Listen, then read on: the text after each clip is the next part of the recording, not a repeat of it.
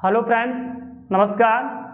आपका अपने YouTube channel KL competitive class में हार्दिक अभिनंदन, हार्दिक स्वागत। फ्रेंड्स, यदि आप इस चैनल पर नए हैं तो ज़्यादा से ज़्यादा इस चैनल को लाइक करें, अपने फ्रेंड्स के साथ शेयर करें और सब्सक्राइब करें। फ्रेंड्स, कल की क्लास में हमने एक टॉपिक स्टार्ट किया मैथ्स का, कंपटीशन के लिहाज से नया टॉपिक है संख्या पद्धति। जिसमें कल की क्लास के वीडियो में हमने डिस्कस किया था सबसे पहले प्राकृत संख्याएं जो कि नेचुरल नंबर, पूर्ण संख्याएं, होल नंबर, पूर्णांक, सम विषम संख्याएं, अभाज्य संख्याएं, प्राकृत अभाज्य संख्याएं, भाज्य संख्याएं, इसके अलावा सहअभाज्य एवं फिर इसके बाद परिमेय संख्याएं, फिर अपरिमेय संख्याएं और एक वास्तविक संख्याएं। फ्रेंड्स, कल की क्लास में जो हमने डिस्कस किया था प्राकृत संख्याओं के बारे में जो कि नेचुरल नंबर होती हैं, ये संख्याएं कहाँ से स्टार्ट होती है? वन से लेके ये थोड़ा सा मैं एक बार पुनः इसको रिपीट कर देता हूँ क्लास को, फिर इसके बाद हम आगे डिस्कस करेंगे। होल नंबर स्टार्टिंग कहाँ से होते हैं? जीरो से लेके आगे तक की जो भी सारी संख्याएं वो सब सारी की सारी क्या है यहाँ पर? पूर्ण संख्याएं।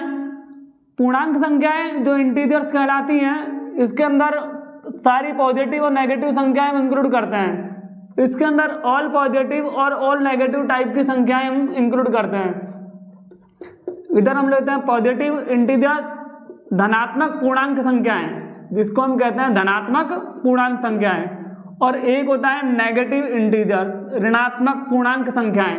इधर हमने लिया +1, +2, +3, +2, +3, +4, +5 और लास्ट में हमने लिया यहाँ पर कहाँ तक? प्लस इनफाइनाइट तक। ऐसे ही -1, -2, -3, -4 और ये हमने लिया कहाँ तक? माइनस इनफाइनाइट तक। तो इंटीजर्स वे संख्या होती है जिसमें मैथमेटिक्स के अंदर समस्त धनात्मक और समस्त ऋणात्मक संख्याएं, इट मीन्स ऑल पॉजिटिव और ऑल नेगेटिव संख्याएं किसका पार्ट है? पूर्णांक का। क्लियर? सम विषम संख्याएं आप अच्छी तरह जानते हैं कि ओड और इवन नंबर सम संख्याएं जिनके इकाई का अंक, जिनका यूनिट प्लेस 0, 2, 4, 6 एंड 8 हो, वे नंबर क्या कहलाते हैं? Even number. ये नंबर 2 से कंप्लीटली डिवाइड होते हैं, मतलब जिन संख्याओं के अंदर 2 का पूरा भाग चला जाए, 2 से पूर्णतः विभाजित हो जाए, वो संख्याएं क्या कहलाती हैं? सम संख्याएं। और विषम संख्याएं जिनका यूनिट प्लेस, जिनके इकाई का अंक 1, 3, 5, 7 या 9 हो, वे संख्याएं क्या कहलाती है? विषम संख्याएं। इसके अलावा मैंने बात की थी आप अच्छी तरह इस सम और विषम संख्याओं के बारे में पहले भी काफी अर्लियर क्लासों में, छोटी क्लासों में सब अच्छी तरह पढ़ चुके हैं, इस बात क्लियर कर चुके हैं। अब मेन कंपटीशन के लिहाज से जो पॉइंट है वो है 5 और 6 नंबर, 7 नंबर, और ये 8 और 9 और ये 10, ये पांचों नंबर कंपटीशन के लिहाज से वेरी इंपॉर्टेंट है। अगर मैं बात करूं अभाज्य संख्याओं की, अभाज्य संख्याएं क्या कहलाती हैं? कि वे संख्याएं जो केवल खुद की टेबल या खुद के नंबर से डिवाइड हो। स्वयं से विभाजित संख्याएं, खुद के नंबर से डिवाइड, स्वयं से विभाजित संख्याएं क्या कहलाती है? अभाज्य संख्याएं। अभाज्य संख्याओं के ओनली 2 फैक्टर होते हैं, एक तो ओनली वो नंबर जो प्राइम नंबर है और एक 1। इट मीन्स जिस नंबर के ओनली 2 फैक्टर हो, 1 और वो खुद नंबर, वो नंबर क्या कहलाता है? प्राइम नंबर या अभाज्य संख्या है। याद रखिएगा, प्राइम नंबर के ओनली कितने फैक्टर होते हैं? 2 फैक्टर होते हैं इन संख्याओं के, केवल 2 ही फैक्टर होते हैं। जैसे मान लीजिए मैंने कोई नंबर लिया, मैंने प्राइम नंबर्स लिए यहाँ पर कोई 2, 3, 5, 7, 11, 13, 17, 19, 23, ये सारे कैसे नंबर है? Prime number. अब मैंने अगर आपसे कहा कि 13 के कितने फैक्टर है, तो 13 के 2 फैक्टर है, एक तो 1 और एक कौन? 13। मतलब जिन संख्याओं के कोई भी फैक्टर अवेलेबल नहीं हो, खुद के अलावा किसी अदर संख्या से डिवाइड नहीं हो, विभाजित नहीं हो, क्या कहलाती है? अभाज्य संख्याएं। अभाज्य संख्याएं कल भी मैंने आपसे डिस्कस किया था कि 1 से 25 तक की संख्याओं में टोटल अभाज्य संख्याएं कितनी है? 9। 1 से 50 तक की संख्याओं में टोटल अभाज्य संख्याएं कितनी है? 15। 1 से 75 तक की संख्याओं में कितनी अभाज्य संख्याएं 21, और 1 से 100 तक की संख्या में टोटल अभाज्य संख्याएं कितनी होती है 25। आप अच्छी तरह इसको नोट कर लीजिए दिमाग में कि अगर आपसे पूछा जाए कि 1 से 25 तक की संख्याओं में अभाज्य संख्याएं कितनी होती है 9, 1 से 50 में 15 15, 1 से 75 में कितनी होती है 21, और 1 से 100 तक की संख्याओं में कितनी होती है 25। यानी कि 25 प्राइम नंबर टोटल अवेलेबल होते हैं कितने तक की काउंटिंग में 1 से 100 तक की काउंटिंग में, 1 से 100 तक की संख्याओं में, नंबर्स में।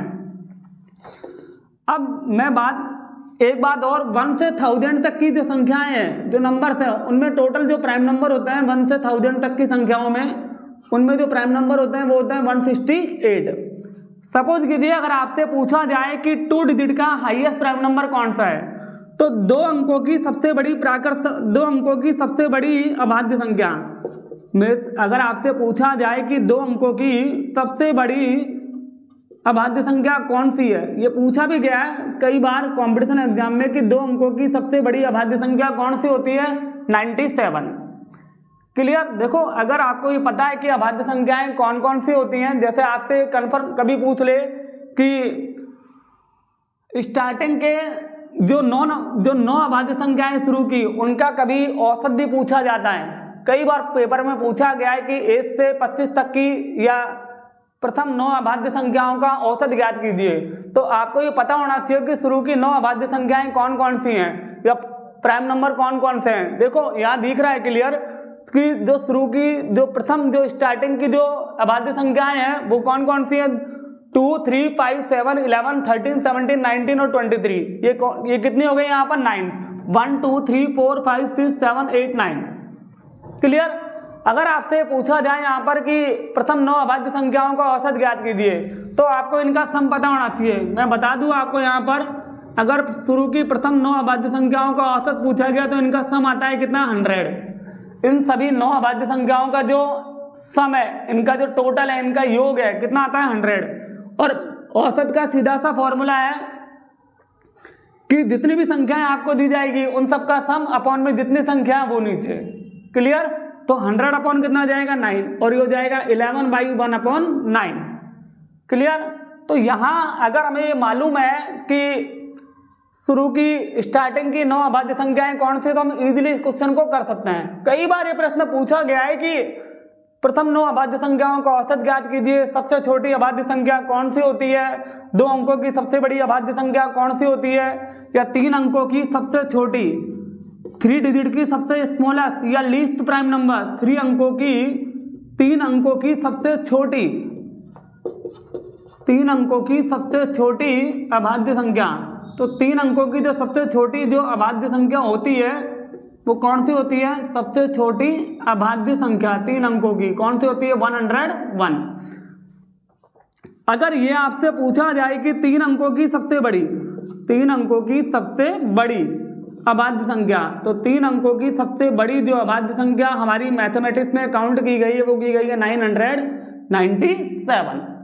2 अंकों की सबसे बड़ी अभाज्य संख्या 97, 3 अंकों की सबसे छोटी अभाज्य संख्या 101, 3 अंकों की सबसे बड़ी अभाज्य संख्या 997। ये भी मैंने आपको बता दिया कि 1 से 25 तक की संख्याओं में टोटल जो अभाज्य संख्या है वो कितनी होती है 9, 1 से 50 में 15, 1 से 75 में 21, और 1 से 100 तक की संख्याओं में कितनी होती है अभाज्य संख्याएं 25। याद करने का तरीका कल भी मैंने आपसे डिस्कस किया था कि अगर आपको ये पता है कि 1 से आप एक याद कर लीजिए कि 1 से 25 तक की संख्याओं में अभाज्य संख्या 9 है, 9 के बाद सीधा ही मान लीजिए कि रोहित शर्मा ने छक्का लगाया, तो 9 में प्लस 6 ऐड किया कितना हो गया 15, तो 9 में 6 ऐड किया कितना हो गया 15। क्लियर। तो 15 यहाँ पर 1 से 50 तक की संख्याओं में अभाज्य संख्याएं हो गई। 1 से 75 में कितनी हो गई, फिर 6 मारा है रोहित शर्मा ने, तो यहाँ पर 15 में फिर 15 में 6 ऐड किया कितना हो गया 21, फिर एक चौका मारा 21 में 21 में 4 ऐड किए तो कितना हो गया 25। तो 1 से 100 तक में टोटल जो प्राइम नंबर है, टोटल जो अभाज्य संख्याएं हैं वो होती है 25। क्लियर। और 1 से 1000 तक की संख्याओं में एक बार रीड के पेपर में पूछा जा चुका है कि 1 से 1000 तक किसी एग्जाम में कि 1 से 1000 तक की संख्याओं में कितनी अभाज्य संख्याएं होती हैं, तो वो याद रखिएगा 168। क्लियर मित्रों। अब इसके बाद जैसे मान लीजिए कोई क्वेश्चन आपसे पूछ लिया गया कि कल भी मैंने इस क्वेश्चन के ऊपर पिछली वीडियो में डिस्कस किया था कि 111 से लेके 120 तक की संख्याओं में टोटल अभाज्य संख्याएं कितनी हैं। तो मैंने आपको बताया था कि जितनी भी संख्याएं हैं वो मान लीजिए हमने फास्टली थोड़ा इनको लिख लिया, 115, 11, 111, 12, 113, 114, 115, 116, 117, 118, 119 और 120। इट मीन्स जो भी संख्याएं हमको दी जाएगी वो हमने लिख ली यहाँ पर 111 से 120 तक की। या क्वेश्चन था कि 110 से 120 तक की संख्याओं में, रेलवे में पूछा गया प्रश्न है कि 110 से 120 तक की संख्या में टोटल अभाज्य संख्याएं कितनी है। तो यहाँ पर 111 से लेकर 120 तक की संख्याओं में अगर अभाज्य संख्याओं की मैं बात करूं तो यहाँ पर सबसे पहले हमें वो संख्या हटानी पड़ेगी जो सम संख्या है। याद रखिएगा कि एक अपवाद है यहाँ पर, एक एग्जम्पशन है कि केवल जो 2 है ये एक सम संख्या होने के बावजूद भी अभाज्य है, ये एक इवन नंबर होने के बावजूद भी अभाज्य है। इसके अलावा याद रखना पड़ेगा आपको कि अभाज्य कभी भी कोई भी सम संख्या अभाज्य संख्या नहीं होती है। तो यहाँ पर जितनी भी सम संख्या उन सबको हटा देते हैं। 112 सम है, 114 सम है, 116 सम है, 118 सम है और 120 सम है। इसके अलावा वे संख्याएं जो किसी अदर नंबर से डिवाइड है, जैसे 115 का इकाई अंक कितना, 5, या इसका यूनिट प्लेस कितना, 5। आप अच्छी तरह जानते हैं कि ये 5 का डिविजिबिलिटी रूल है, 5 की भाजकता का नियम है, 5 की भाजकता का नियम है कि यदि किसी संख्या के इकाई का अंक 0 या 5 हो तो वे संख्याएं 5 से पूरी तरह विभाजित होती है। तो यहाँ पर 115 हटा दिया, ये प्राइम नंबर नहीं हो सकता। अब यहाँ पर अब नंबर दिख रहा है आपको 111। अगर 11 को आप ध्यान से देखें 111 को, तो इस नंबर का सम आएगा 1 + 1 + 1 कितना हो गया, 3। जब किसी संख्या के अंकों के योग में 3 या 9 का पूरा भाग चला जाए, यदि कोई किसी संख्या का सम 3 या 9 से डिविजिबल हो, इट मीन्स वो नंबर 3 या 9 से डिविजिबल होने का मतलब है फिर वो प्राइम नंबर नहीं हो सकता और वो नंबर 3 या 9 से कंप्लीटली डिविजिबल होगा। यहाँ पर 1 + 1 + 1 3 हो गया, तो इस नंबर का सम जब 3 किया तो नंबर 3 से डिवाइड है। इट मीन्स जब कोई नंबर खुद के अलावा, स्वयं के अलावा किसी अदर नंबर से विभाजित है तो फिर वो प्राइम नंबर नहीं हो सकता। तो यहाँ पर 111 को हटा दिया हमने। अभी 113 को मैं रोक रहा हूँ फिलहाल। 117, 112 + 7 कितना होगा, 9। इसका सम कितना हो रहा है, 9। इट मीन्स 9 3 से डिवाइड है, 9 से डिवाइड है। और अगर 13 की टेबल बोल के देखें, 13 का 13 का अगर टेबल हम बोलेंगे तो 13 9 117। तो यहाँ पर 13 से विभाजित है, वैसे भी ये 9 से डिवाइडेड है 13 टाइम, ये 3 से डिवाइडेड है 29 टाइम। क्लियर। तो यहाँ पर ये जो नंबर है ये क्लियर डिवाइडेड है किससे, किसी अदर नंबर से। तो इसको भी मैंने हटा दिया। यहाँ पर ये 119 जो नंबर है, ये इस नंबर को अगर हम देखें तो ये नंबर किस नंबर के नियरेस्ट है, 121 के नियरेस्ट है। और इस नंबर का ये किसका स्क्वायर है, यहाँ पर 11 का। अगर आपको ये मालूम करना है कि कोई भी नंबर प्राइम नंबर है या नहीं है, तो उस नंबर के नियरेस्ट आपको सबसे पहले उसका क्या देखना पड़ेगा, वर्ग। किस संख्या के नियरेस्ट इसका स्क्वायर है, उस स्क्वायर से छोटे, उस नंबर उस स्क्वायर से छोटे जितने भी प्राइम नंबर है उन सबसे हम उसको डिवाइड करेंगे। और डिवाइड करने पर अगर वो उस प्राइम नंबर से डिवाइड हो रहा है, इट मीन्स फिर वो प्राइम नंबर नहीं होगा। ये 119 के नियरेस्ट जो स्क्वायर है 121, ये स्क्वायर होता है 11 का। अब यहाँ पर 11 से छोटे जितने भी प्राइम नंबर है वो कौन सा है, 11 से छोटा प्राइम नंबर कौन सा है, 11 से छोटा प्राइम नंबर है 7। जब मैं इसको 7 से डिवाइड करूंगा, 7 बंदा 7, रिमेनिंग कितना जो शेष रह गया, रिमेनिंग रह गया, वो रह गया 4। 7 से डिवाइड कर रहे हैं इसको 11 को, 7 बंदा 7, कितना रह गया 4। 4 के आगे हमने क्या लिखा, 9। तो 7 7 49। इट मीन्स ये डिवाइडेड है 7 से 17 टाइम। वैसे भी 17 की टेबल में 17 के पहाड़े में 119 आता है, कितनी बार आता है, 7 टाइम। क्लियर। तो इट मीन्स ये नंबर डिवाइडेड है तो ये भी प्राइम नंबर नहीं है। तो बचा ओनली एक नंबर। तो 110 से 120 तक की संख्या में केवल एक ही प्राइम नंबर हुआ, वो भी 113। तो इसमें कई बार ऑप्शन दिए गए हैं कि 110 से 120 तक की संख्याओं में कुल कितनी अभाज्य संख्याएं हैं। ऑप्शन दिए गए 4, 3, 2, 1, तो आंसर कितना आएगा 1। ठीक है मित्रों, अगली बात की थी मैंने अब अगली डिस्कस किया था मैंने पिछली वीडियो में आपसे भाज्य संख्याओं के बारे में। अब भाज्य संख्याएं क्या होती हैं? भाज्य संख्याएं वे होती है वे संख्याएं जो स्वयं के अलावा किसी अन्य नंबर से भी विभाजित हो। ठीक है, मैंने यहाँ लिख दिया स्वयं के अलावा, जिन संख्याओं में स्वयं के अलावा किसी अन्य संख्या से भी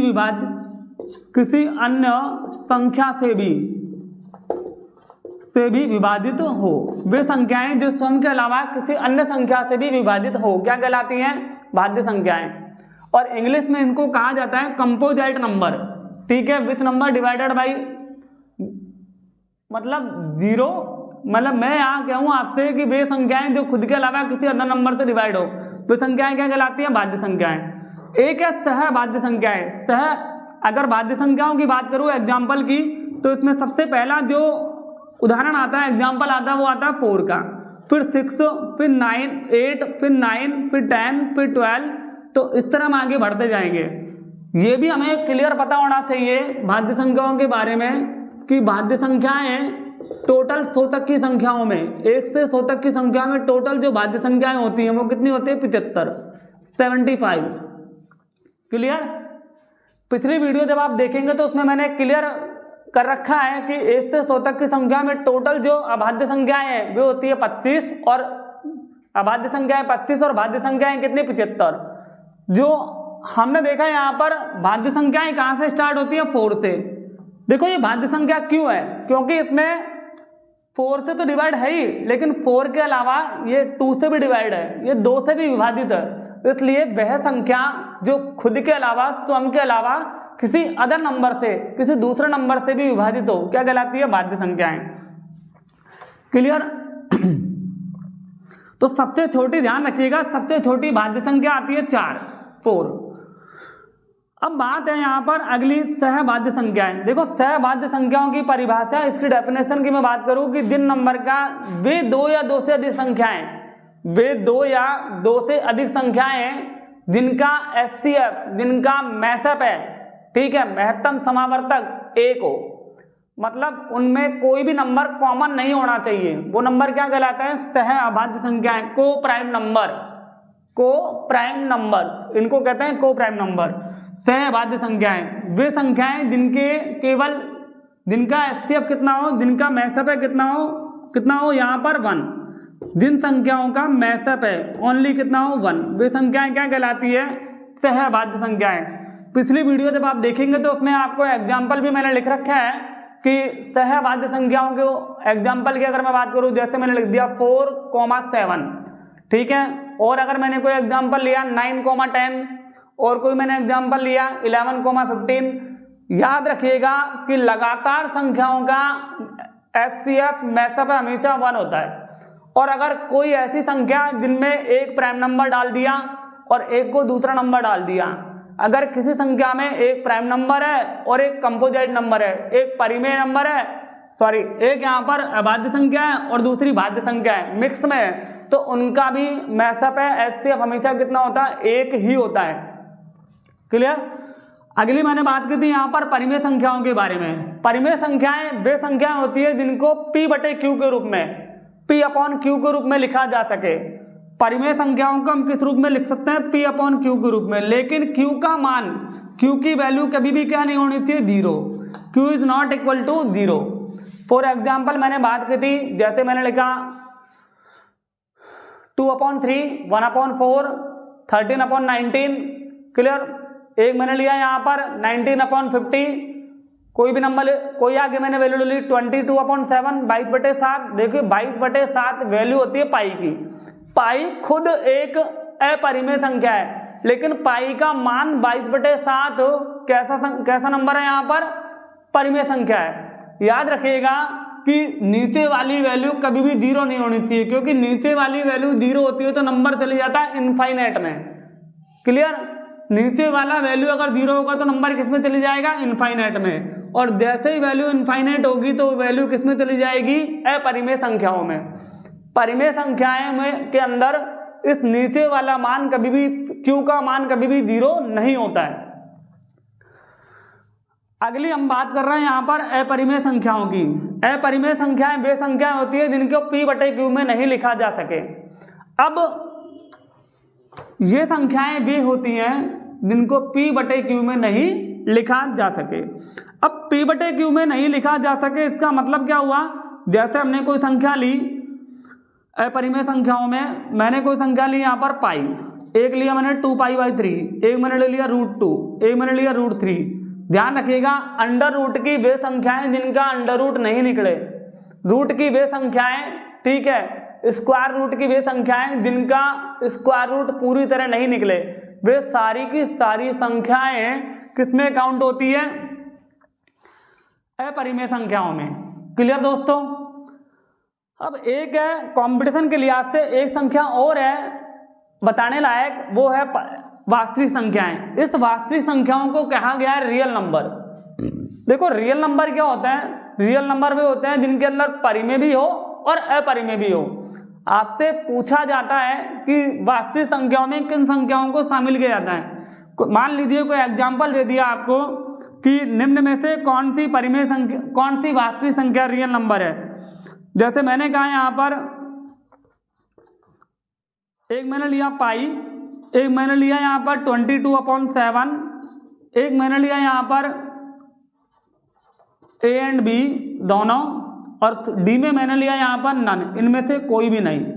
तो आंसर क्या होगा यहाँ पर a एंड b बोथ, क्योंकि वास्तविक संख्याओं की परिभाषा भी यही है कि वास्तविक संख्याएं वे संख्या होती है जिनमें परिमेय और अपरिमेय संख्याओं का मिश्रित रूप हो, वो संख्याएं क्या कहलाती हैं, वास्तविक संख्याएं। इंग्लिश में इनको कहा गया है रियल नंबर। और एक है जिसकी जानकारी आपको होनी चाहिए अवास्तविक संख्याएं, जिसको कहते हैं इमेजिनरी नंबर, काल्पनिक संख्याएं। जैसे मान लो आयोटा की संख्याएं, जैसे मान लीजिए कभी आपने देखा है √2 लिखा मैंने, लेकिन इस √2 में मैंने -√2 लगा दिया। कभी आपने वैल्यू निकाली है -2 की? नहीं निकाली होगी। √2 का वैल्यू तो आपको पता है 1.414 होता है, ठीक है। √3 की आपको वैल्यू पता है 1.732 होता है डेसिमल के 3 प्लेस तक। लेकिन कभी आपने ये नहीं पढ़ा होगा यहाँ पर कि -2 की वैल्यू क्या है। तो इस तरह इमेजिनरी जो नंबर हैं, काल्पनिक जो संख्याएं हैं, ठीक है, ये संख्याएं क्या कहलाती हैं, अवास्तविक संख्याएं। इनको कहते हैं इमेजिनरी नंबर या अवास्तविक संख्याएं। क्लियर मित्रों। दोस्तों मैंने आपको सभी तरह की संख्याओं के बारे में क्लियर कर दिया कि प्राकृत संख्या क्या होती हैं, पूर्ण संख्या क्या होती हैं, पूर्णांक संख्या क्या होती हैं, सम और विषम संख्याएं क्या होती हैं। इसके अलावा अभाज्य संख्याएं क्या होती हैं, भाज्य संख्या क्या होती है। भाज्य संख्या स्वयं के अलावा किसी अन्य संख्या से भी विभाजित हो जाती हैं। सहभाज्य संख्याएं क्या होती हैं, इनके बारे में आपको इतना सा याद रखना है कि वे 2 या 2 से अधिक संख्याएं जिनका मैसअप है 1 हो, वे संख्याएं क्या कहलाती हैं, सह अभाज्य संख्याएं, को प्राइम नंबर। परिमेय संख्याएं जिन्हें p/q के रूप में लिखा जा सके, लेकिन q का मान कभी भी क्या नहीं हो, 0 नहीं हो, q की वैल्यू कभी भी 0 नहीं हो। वे सभी संख्याएं जिन्हें p/q के रूप में लिखा जा सके लेकिन q का मान 0 नहीं हो, वे संख्याएं कहलाती है परिमेय संख्याएं। अपरिमेय संख्याएं जिन्हें इसका उल्टा कर दो परिमेय का, जिन्हें p/q के रूप में नहीं लिखा जा सके, वे संख्याएं कहलाती हैं क्या, अपरिमेय संख्याएं। जिसमें मैंने आपको बता दिया पाई आ गया, 2π/3 आ गया, √2 आ गया, √3 आ गया, 3√3 आ गया, 2√5 आ गया। तो इस तरह सारी संख्याएं किसमें आती हैं, ये अपरिमेय में। रियल नंबर वास्तविक संख्याएं जिनमें परिमेय और अपरिमेय दोनों शामिल हो, वे संख्याएं कहलाती है वास्तविक संख्याएं। अगले नंबर पे जैसे मान लीजिए मैं आपसे कोई क्वेश्चन डिस्कस करना चाहूं यहां पर कि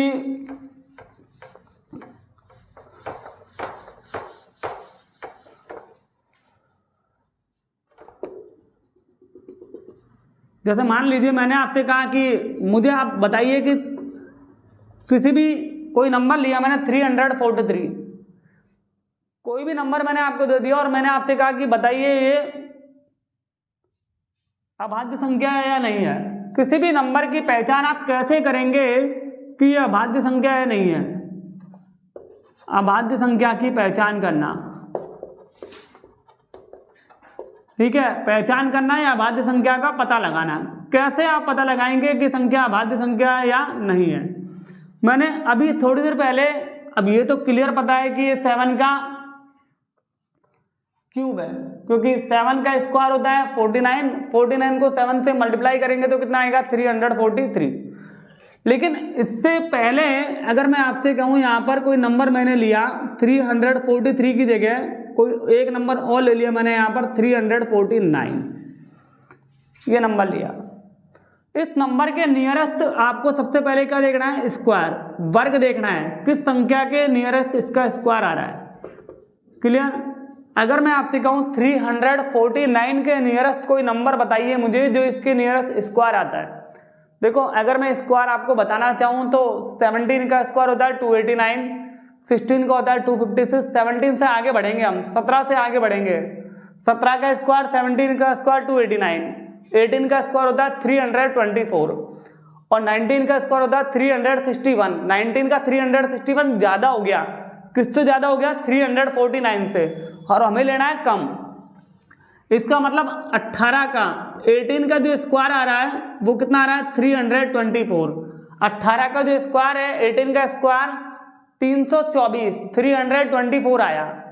अब हमने ये देखा कि 18 से छोटी जितने भी कैसी संख्याएं यहाँ पर 18 से छोटी जितनी भी अभाज्य संख्याएं हैं, अब 18 से छोटी में जो अभाज्य संख्याएं आती हैं वो आती है सबसे पहले 17, फिर आती है यहाँ पर 13, फिर आती है यहाँ पर 11। अगर ये इन संख्याओं में और इससे छोटी और भी, जैसे मैंने यहाँ पर लिया 2, 3, 5, 7, 11, ठीक है, तो ये सारी संख्याओं में से अगर ये किसी भी संख्या इनमें से किसी भी नंबर से अगर डिवाइड हो गया तो फिर ये अभाज्य संख्या नहीं है। यही पहचान है अभाज्य संख्या की कि इसके नियरेस्ट आप स्क्वायर देखिए कि किस नंबर का स्क्वायर इसके नियरेस्ट है। मैंने यहाँ 349 का नियरेस्ट स्क्वायर लिया, 18 का स्क्वायर 324, 19 का स्क्वायर जो होता है वो 361 होता है, वो 349 से ज्यादा है। हमें ज्यादा नहीं लेना, हमें लेना है कम, या तो बराबर हो या कम हो। 18 का स्क्वायर 324 जो मैंने लिया। अब 17 का इसको डिवाइड करते हैं, 17 टू द 34, 17 से इसको विभाजित किया तो 17 से पूरी तरह विभाजित नहीं है, ठीक है, 17 से नहीं है, 13 से देखो एक बार, 13 टू द 26, फिर कितना रह गया यहाँ पर 8 के आगे 9, 13 की टेबल में 89 नहीं आता। 11 से दिया, 11 टू द 11 3 द 33, रिमेनिंग कितना रह गया 1, 1 के आगे 9, इट मीन्स 11 से भी डिवाइड नहीं है। 7 से डिवाइड करके देखा, 7 4 द 7 चौक 28, कितना रह गया यहाँ पर, कितना रह जाएगा 6 के आगे 9, 7 की टेबल में 69 नहीं आता। 5 से तो वैसे भी डिवाइड नहीं है क्योंकि 5 का तो रूल ही अलग है, उसमें तो इकाई अंक क्या होना चाहिए 0 या 5। 3 का यहाँ पर अगर इनका सम करके देखें 4 और 3 7 और 9 कितना हो गया 16, या 9 और 4 13 और 3 कितना हो गया 16, अंकों का योग कितना आ रहा है 16। इसका मतलब 3 की जो टेबल है उसमें 16 नहीं आता, 3 की टेबल में 16 नहीं आता, या 3 के पहाड़े में 16 नहीं आता, इसका मतलब 3 से डिवाइड नहीं है। 2 से तो मतलब है ही नहीं, क्योंकि नंबर कैसा है यहाँ पर ओड नंबर, विषम नंबर। विषम संख्याएं कभी भी 2 से पूरी तरह विभाजित नहीं होती है। अगर ये यहाँ पर 18 से छोटे जितने भी प्राइम नंबर है उससे विभाजित नहीं है तो ये संख्या कैसी हो गई यहाँ पर अभाज्य संख्या। ये यहाँ पर कंप्लीटली कैसी संख्या है अभाज्य संख्या। ये एक पहचान है अभाज्य संख्याओं की। आपको ये नहीं है कि प्रत्येक संख्या से विभाजित करना है, केवल आपको संख्या के नियरेस्ट स्क्वायर से छोटे प्राइम नंबर से डिवाइड करके देखना होता है कि संख्या प्राइम नंबर है, अभाज्य संख्या है या नहीं है। क्लियर? तो दोस्तों कल की क्लास में यहां तक मैंने आपसे डिस्कस कर लिया था पिछली वीडियो में। अगर आपको नोट करना है तो आप वहां से इस क्लास को देख सकते हैं। मैं आपको एक बात बताना चाहूँगा कि केएल कॉम्पिटिटिव जो हमारा यूट्यूब चैनल है, इस क्लास के जरिए मैं आपको ये पूरा का पूरा टॉपिक यूट्यूब क्लास पर, यूट्यूब चैनल पर अवेलेबल करवाऊँगा और इसके बाद आगे की क्लास भी जारी रहेगी। मैं अब आपको बताना चाहूंगा कि इसके बाद हम डिस्कस करेंगे आज के टॉपिक में कि प्राकृत संख्याओं का नेचुरल नंबर का योग कैसे करते हैं, उनके वर्गों का योग कैसे करते हैं, उनके घनों का योग कैसे करते हैं, और इसके अलावा सम संख्याओं का और विषम संख्याओं का योग कैसे किया जाता है। इसके अलावा कोई भी नंबर अगर जैसे मान लीजिए मैंने आपसे कहा कि 1 से 100 तक की संख्याओं में उन सभी संख्याओं का योग ज्ञात कीजिए जो 3 से विभाजित है, या जो 7 की गुणज है, 7 की गुणज है, ठीक है, या जो यहाँ पर 9 से पूरी तरह विभाजित है। तो ऐसा कोई भी क्वेश्चन हो जो योगफल के ऊपर हो, चाहे वो नेचुरल नंबर हो, चाहे वो इवन नंबर हो, चाहे वो ओड नंबर हो, चाहे वो किसी भी नंबर का डिविजिबल हो या किसी भी नंबर का मल्टीपल हो। क्लियर? जैसे अब यहां स्टार्टिंग करते हैं, सबसे पहले हम यहां पर एक नोट के द्वारा कि 1 से 1 से या 1 से n तक की सभी प्राकृत संख्याओं का योगफल ज्ञात करना। प्राकृत संख्याएं जो कि जैसा कि मैंने आपको बताया नेचुरल नंबर कहलाती हैं ये, ठीक है, का योगफल ज्ञात करना। 1 से n तक की प्राकृत संख्याओं का क्या ज्ञात करना? योगफल ज्ञात करना। तो देखो 1 से n तक की संख्याओं का अगर आपको योगफल ज्ञात करना है तो इसका आपको एक फॉर्मूला याद रखना पड़ेगा। 1 से n तक की संख्याओं में जब आप योगफल करेंगे तो इसका योगफल ज्ञात करने का जो फॉर्मूला है वो फॉर्मूला क्या है? योगफल ज्ञात करने का जो फॉर्मूला है n bracket n plus 1 upon 2, n bracket n plus 1 upon 2। n यहाँ पर जो कैसा नंबर है? n यहाँ पर लास्ट नंबर है, अंतिम संख्या है। n कैसा नंबर है? लास्ट संख्या है, अंतिम संख्या है।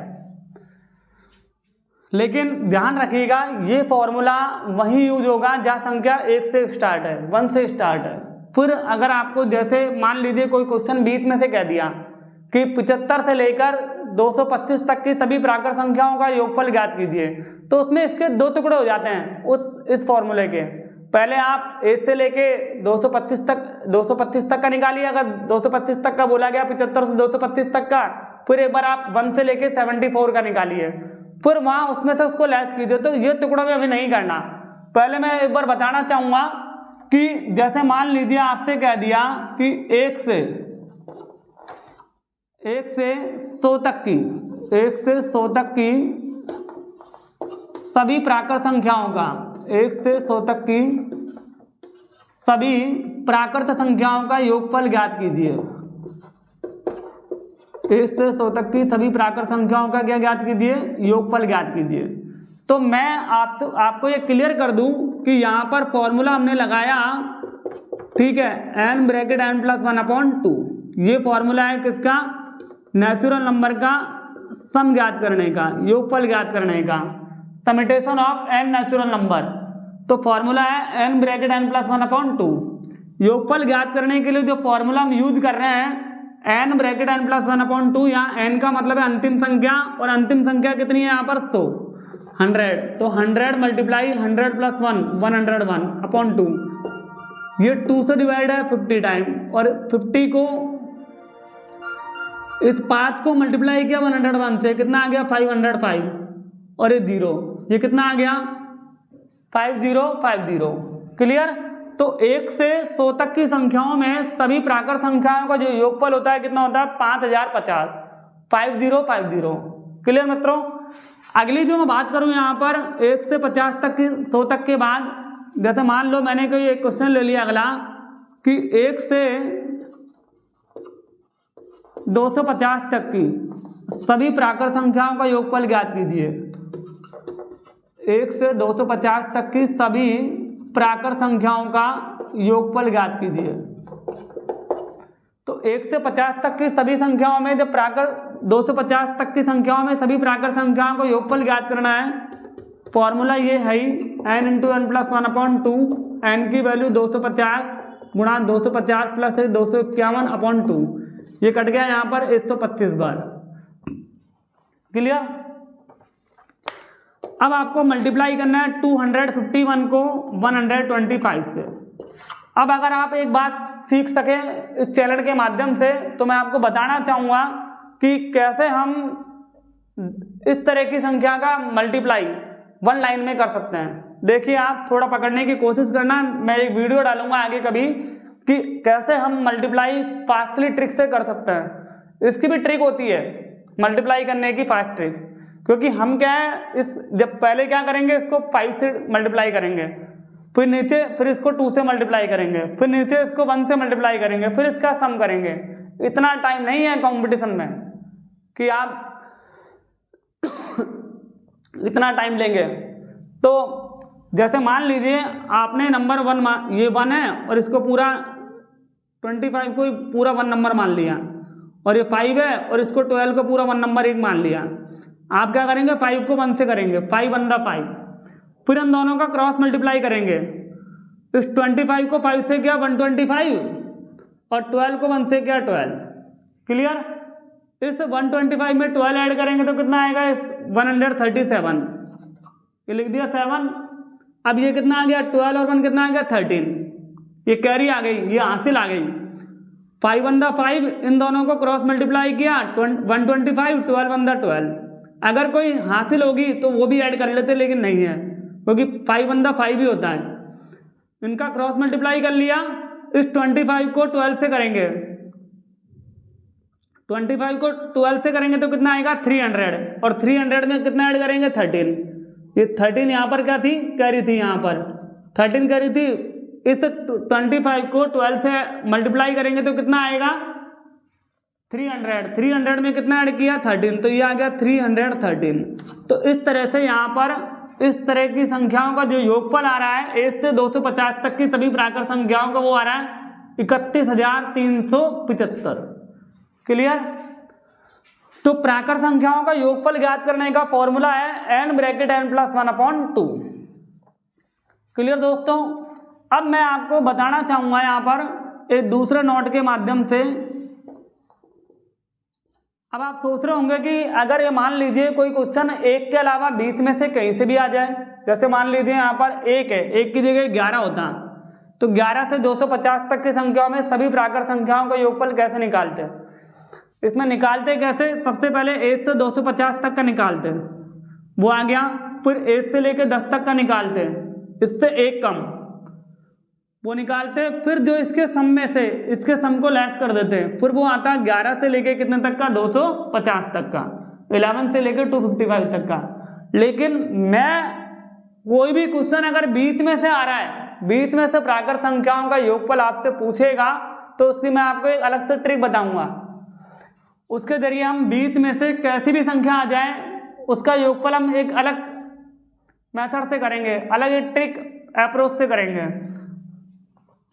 अब 1 से लेकर n तक की सभी प्राकृत संख्याओं के योगफल के बाद मैं आपको ले चलता हूं 1 से n तक की n तक की सभी प्राकृत संख्याओं के वर्गों के योगफल पर। 1 से n तक की सभी प्राकृत संख्याओं के वर्गों का योगफल।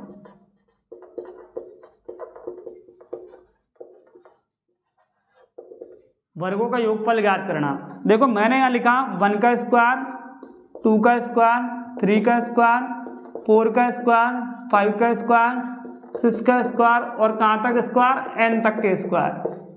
ये n यहाँ पर कैसी संख्या है, लास्ट की संख्या। n का मतलब यहाँ वही अंतिम संख्या है। और जब हम n 1 से लेकर n तक की प्राकृत संख्याओं के वर्गों के योगफल की बात करेंगे तो हम फॉर्मूला यूज करेंगे n ब्रैकेट n + 1 2n + 1 बटे में कितना, 6 बटे में कितना, 6। ठीक है? 1 से लेकर n तक की सभी प्राकृत संख्याओं के वर्गों के योगफल के लिए फॉर्मूला यूज करेंगे n ब्रैकेट n + 1 2n + 1/6। यहाँ पर ये जो n है, n का मतलब कैसी संख्या है, यहाँ पर अंतिम संख्या। ऊपर भी लिखा हुआ है मैंने, लेकिन मैं फिर लिख देता हूँ यहाँ पर n का मतलब कैसी संख्या, अंतिम संख्या। 1 से लेकर 20 तक की सभी प्राकृत संख्याओं का योगफल अगर हम निकालें, जैसे कोई क्वेश्चन दे दिया मैंने आपको कि 1 से 20 तक की सभी, 1 से लेकर कितने तक, 20 तक की सभी प्राकृत संख्याओं के वर्गों का योगफल, तो तो n का वैल्यू कितना हो गया 20, 20 प्लस 1 कितना हो गया 21, और ये 20 को 2 से इस ये तो हो गया n प्लस 1, ये तो यही फॉर्मूला है n into n plus 1, clear. और ये हो जाएगा n का डबल, n का डबल मतलब n को 2 से गुणा, तो n कितना है यहाँ पर 20, और 20 का डबल कितना हो गया 40, 40, 40 में 1 ऐड किया, 40 में 1 ऐड किया, 41 अपॉन 6, क्लियर। तो यहाँ अब इसको कैंसिलेशन कर रहे हैं, काट रहे हैं ऊपर नीचे, सरलीकरण कर रहे हैं। ये 3 से कट गया 2 टाइम, ये ऊपर 3 से कट गया 7 टाइम, ये 2 से कट गया 20 10 टाइम, इस 7 को मल्टीप्लाई करेंगे 41 से, ये आएगा 287, और आगे 0 लग रही है, ये कितना हो जाएगा 2870, 2870। तो 1 से लेकर 20 तक की सभी प्राकृत संख्याओं के वर्गों का जो योगफल आया है वो कितना आया 2870, क्लियर मित्रों। अब यहां पर इसके बाद मैं बात करना चाहूंगा आपसे कि 1 से n तक की सभी प्राकृत संख्याओं के घनों का योगफल, क्यूब का योगफल, 1 से n तक की प्राकृत संख्याओं के घनों का योगफल, और घन का मतलब होता है क्यूब,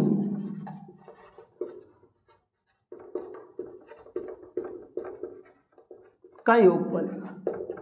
और यहां पर ये वर्गों का मतलब होता है, आप जानते ही हैं, वर्ग का मतलब होता है स्क्वायर, कि 1 से लेकर n तक की सभी संख्याओं के स्क्वायर का योगफल, वो उसका formula n bracket n plus 1 two n plus 1 upon 6, n into n plus 1 two n plus 1 upon 6।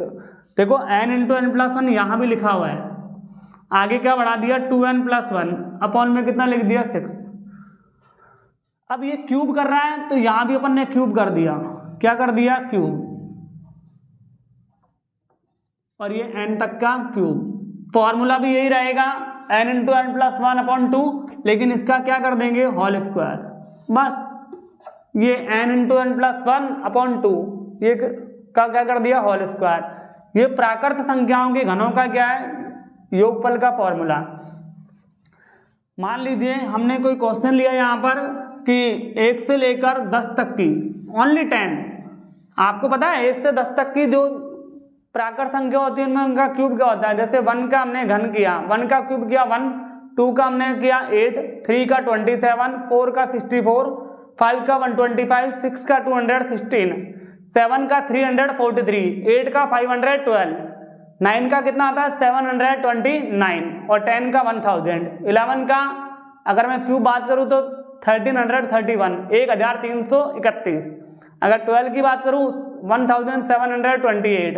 तो इस तरह 13 की अगर मैं 13 की बात करूं 2197, ठीक है। 14 का जो क्यूब होता है वो होता है 2744, 15 का 3375, 16 का 4096, ये क्यूब है जो चल रहे हैं।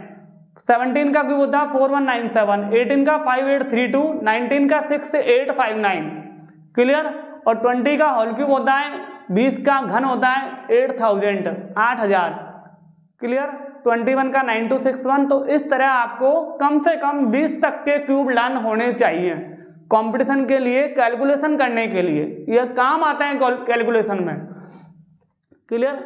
और मैंने आपसे पहले भी कहा, पिछली वीडियो में भी कहा कि स्क्वायर अगर आपकी बात करूं स्क्वायर लर्न करने की तो कम से कम आपको 30 या 40 तक के स्क्वायर परफेक्टली आने चाहिए, ठीक है। जैसे 39 का स्क्वायर, 39 का स्क्वायर 1521, 38 का स्क्वायर 1444, 37 का स्क्वायर 1369, ठीक है। 36 का स्क्वायर 1296। उल्टा सीधा कहीं से भी पूछ ले आपसे तो आपके मुंह से झट उसका आंसर निकलना चाहिए कि इस नंबर का स्क्वायर ये होता है, इस नंबर का स्क्वायर, इस नंबर का परफेक्ट स्क्वायर ये होता है, क्लियर। ये सब जब ही होगा जब आप अपने मन से लगन से प्रिपरेशन करेंगे, तैयारी करेंगे, क्लियर। मित्रों आगे मैं बात करना चाहूं यहां पर प्राकृत संख्याओं के, मैंने बात की यहां पर घनों के योगफल की। देखो घन में मैंने आपसे डिस्कस करना चाहूंगा, जैसे मैंने आपसे कहा कि 1 से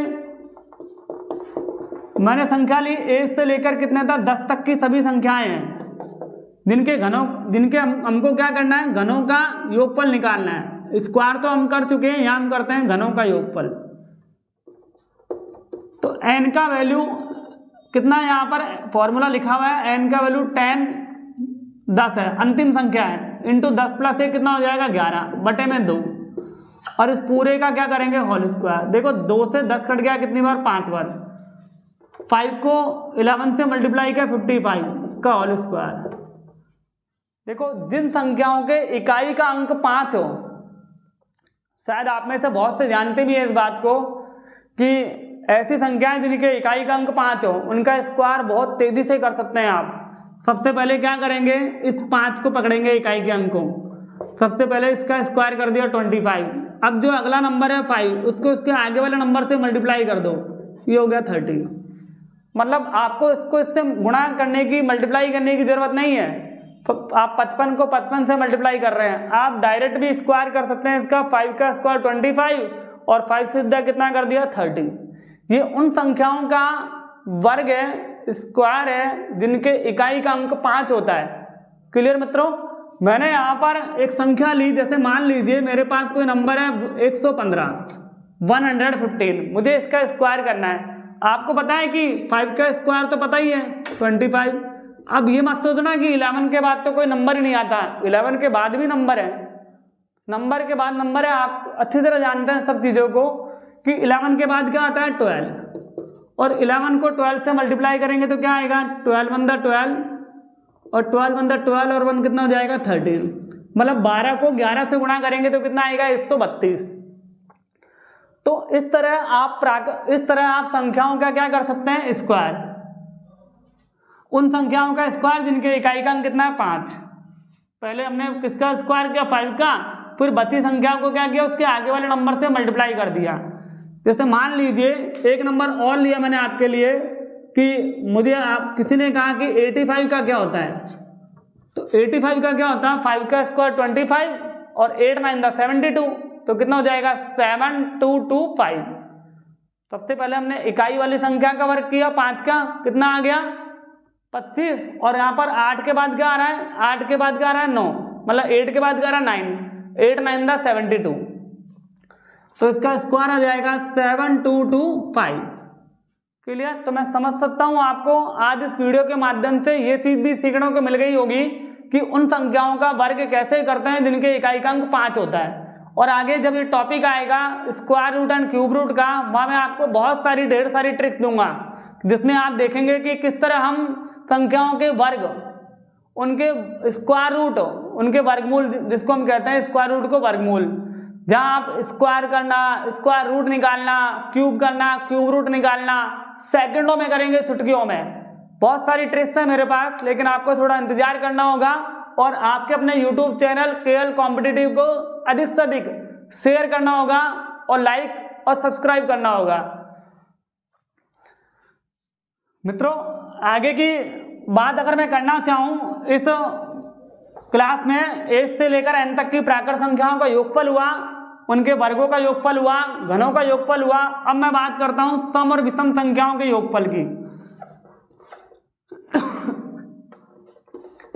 देखिए 1 से n तक की संख्याओं में, 1 से n तक की संख्याओं में जो संख्याएं होती हैं यहाँ पर सम और विषम, यहाँ पर एक तो होती है इवन नंबर। जैसे मान लीजिए मैंने अंतिम संख्या ली यहाँ पर 1 से 100, 1 से 100 तक की संख्याओं में अगर मैंने इवन संख्याओं की बात करी, सम संख्याओं की बात करी, तो आप जानते हैं कि 1 से 100 तक की संख्या में कितनी, 1 से 100 तक की संख्याओं में कितनी संख्याएं सम होती है 50, और कितनी संख्याएं ओड होती है 50। ये कैसे पता लगेगा? ये नॉर्मल बात है कि जितनी भी संख्याएं होती है उसमें आधी सम होती है और आधी विषम होती हैं।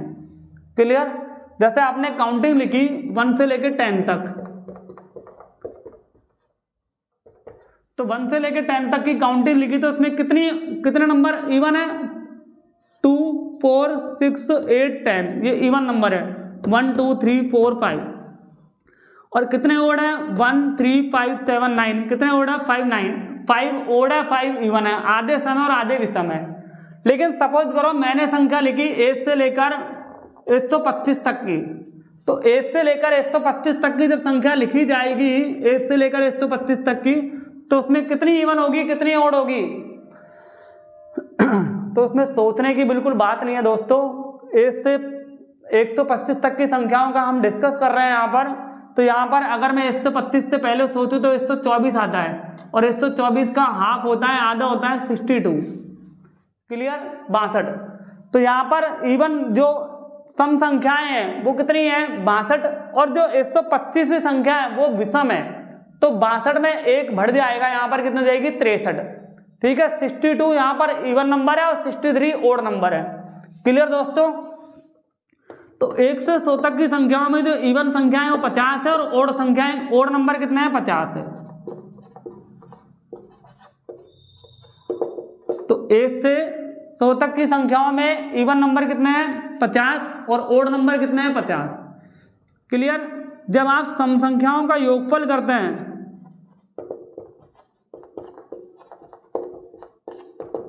इवन नंबर का योगफल करते हैं, तो फॉर्मूला आता है n into n plus 1, clear.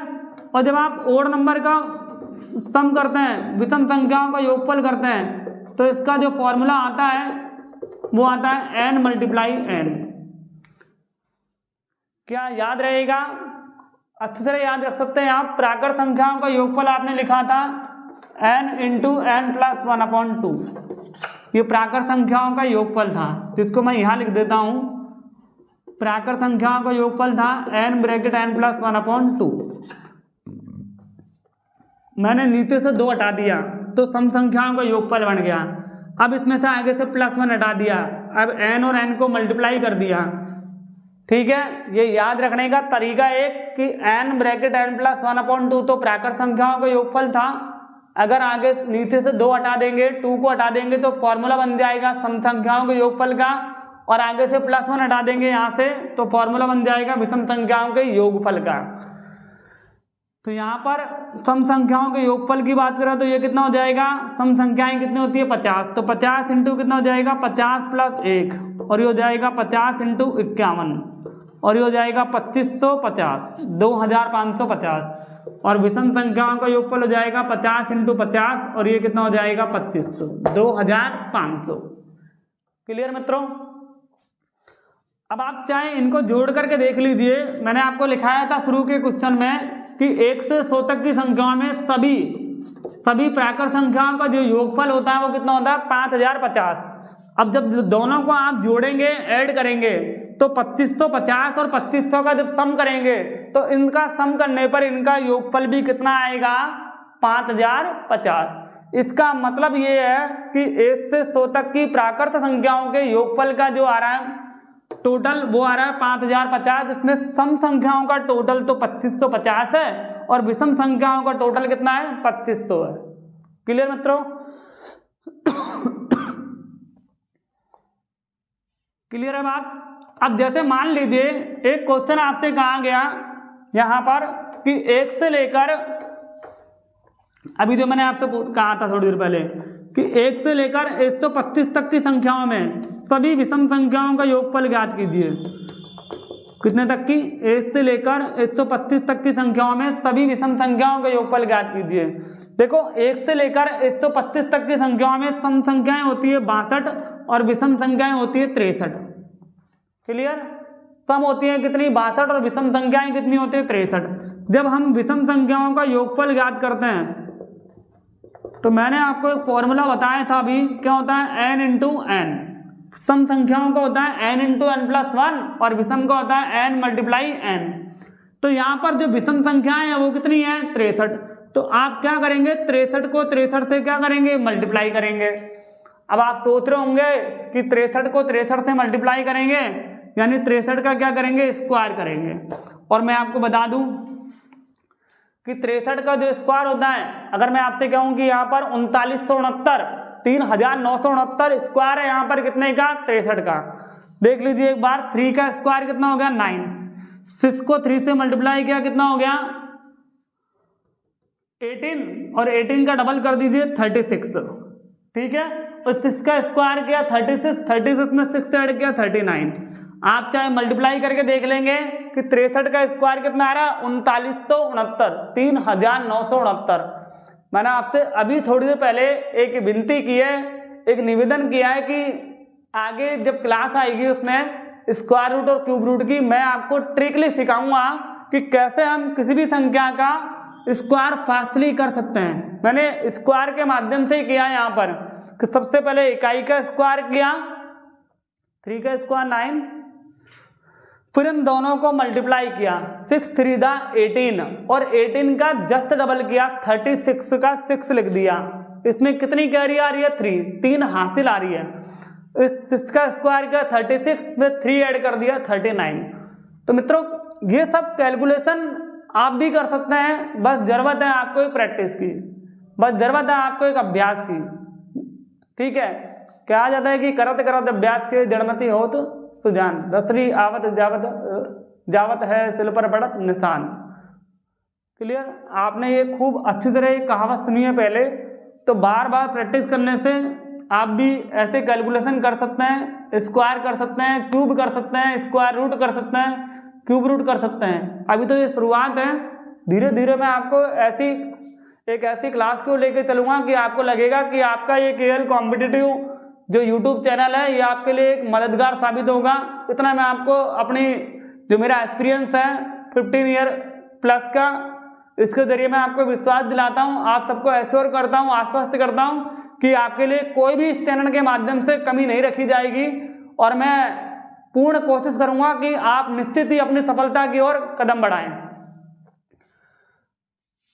तो सबसे पहले यहाँ पर 1 से n तक की प्राकृत संख्याओं के योगफल में हमने बात की, वर्गों के योगफल की बात की आज के क्लास के वीडियो के माध्यम से। फिर हमने बात की यहाँ पर 1 से n तक की प्राकृत संख्याओं के घनों के योगफल की। फिर हमने बात की यहाँ पर 1 से n तक की संख्याओं में सम संख्याओं के बारे में और फिर विषम संख्याओं के बारे में। क्लियर? फिर इसके बाद हमने बात की यहाँ पर कि जितने भी तरह की संख्याएं हैं उसमें किस तरह हम प्राकृत संख्याओं का, सम संख्याओं का, विषम संख्याओं का योगफल करते हैं। क्लियर मित्रों? आज की क्लास में बस इतना ही, इजाजत दीजिए, नमस्कार। फिर मिलेंगे कल अगली क्लास में। अगली क्लास में हम बात करेंगे कि किस तरह हम प्राकृत संख्याओं के अंदर, सम संख्याओं के अंदर, विषम संख्याओं में अगर वो क्वेश्चन अगर 1 से स्टार्ट नहीं हो, 1 से स्टार्ट नहीं हो, तो फिर हम कैसे उनका योगफल करें, उस सबके बारे में डिस्कस करेंगे हम अगली क्लास में, नेक्स्ट क्लास में। पुनः आपसे निवेदन, हार्दिक प्रार्थना कि आपका अपना YouTube चैनल KL कॉम्पिटिटिव में हार्दिक अभिनंदन जो मैंने आपका किया, स्वागत किया, इसको अधिक से अधिक अपने मित्रों के पास शेयर कीजिएगा, अधिक से अधिक इस चैनल को सब्सक्राइब कीजिए और लाइक कीजिए। धन्यवाद, शुभ रात्रि।